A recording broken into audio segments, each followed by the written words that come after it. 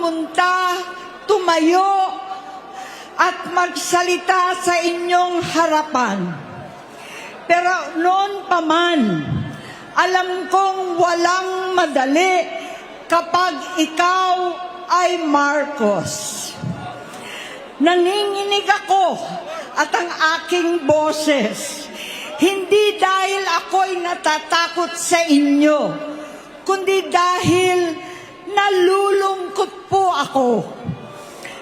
Ipagpaumanhin ninyo kung sa gitna ng pagsasalita ko, ako'y hihinto, hihinga dahil sa bigat ng aking kalooban.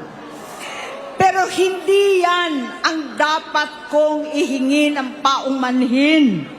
Hindi yan ang kasalanan ko sa bayan na dapat ihingi ko ng tawad. Narito po ako dahil sa tawag ng Iglesia ni Cristo para sa transparency, accountability at hustisya. At dahil sa tawag ng sarili kong konsensya, bilang senador, bilang kapatid, bilang Pilipino. Bata pa lamang kami ni Bongbong. Alam na ng buong pamilya ang problema sa kanya.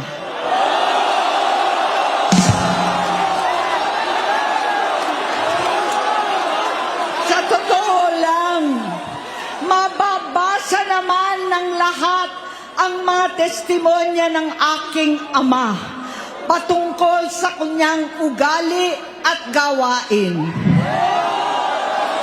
Noon, dahil may tatay pa kami, hindi ko pa siya responsibilidad. Noong tumatanda, ay mas naging nakakabahala. Batid ko na nagda-drug siya.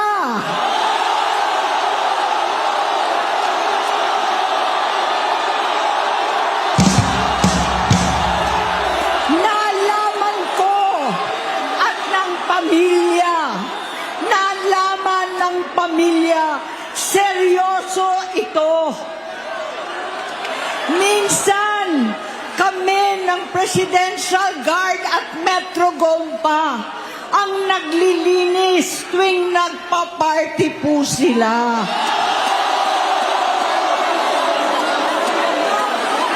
Namuhay kaming magkakapatid sa ibang bansa.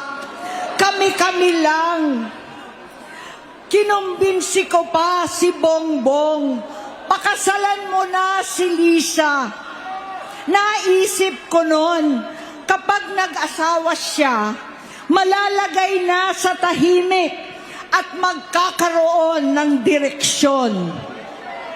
Ang laki ng pagkakamali ko.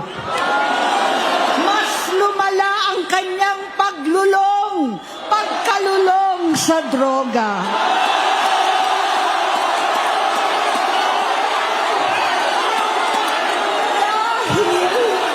Parehas pala silang mag-asawa.